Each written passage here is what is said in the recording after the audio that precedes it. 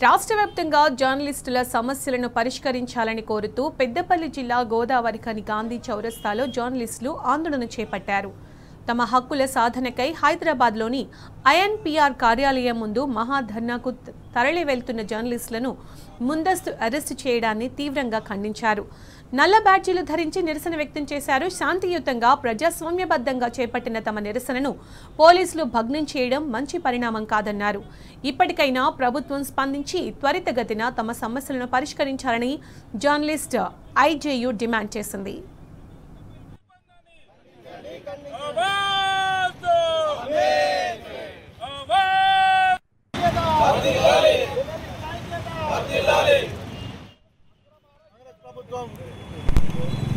జర్నలిస్టుల సమస్యలు పరిష్కరిస్తామని చెప్పేసి ఎజెండాలోనే పెట్టింది.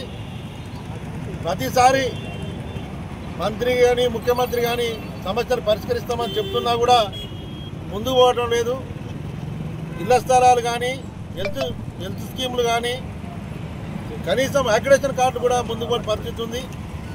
దీనిపై పలు దఫాలుగా మంత్రులకు విజ్ఞప్తి చేసి సమయం తీసుకున్నా కూడా ఇక్కడ కూడా పరిష్కారం కాలేదు. చివరికి శాంతియుత పద్ధతిలో ఆందోళనకు పోతుంటే కూడా జర్నలిస్టులను నిర్బంధించడాన్ని తీవ్రంగా ఖండిస్తున్నాం. ప్రజాపాలనను కొనసాగిస్తున్నామని చెప్తున్న కాంగ్రెస్ ప్రభుత్వం సైతం జర్నలిస్టులను పూర్తిగా నిర్లక్ష్యం చేస్తున్న పరిస్థితులు స్పష్టంగా కనిపిస్తున్నాయి. పేరుకుపోయిన జర్నలిస్టుల సమస్యలు పరిష్కరించాలని అనేక దఫాలుగా ఉద్యమాలు కొనసాగిస్తూ వస్తున్నాం. శాంతియుత వాతావరణం మధ్య ఈ కార్యక్రమంతోనైనా ప్రభుత్వం కళ్ళు తెరుస్తుందని ఒత్తిడిని పెంచే విధంగా ఈరోజు హైదరాబాద్లో ధర్నా కార్యక్రమాన్ని చేపట్టడం జరిగింది. ఐజేయు అనుబంధ టీయూడబ్ల్యూజే న్యాయమైన సమస్యల పరిష్కారం కోసం చేస్తున్న పోరాటాన్ని అణచివేసేలా రాష్ట్ర ప్రభుత్వం నిర్బంధ కాండను కొనసాగించింది.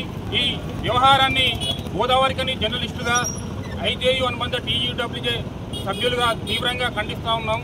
మరోమారు ఇలా ఉద్యమాలను నిలువరిస్తే ఖచ్చితంగా ఉధృత పోరాటాలు కొనసాగించాల్సి వస్తుందని స్పష్టంగా తెలియపరుస్తున్నాం.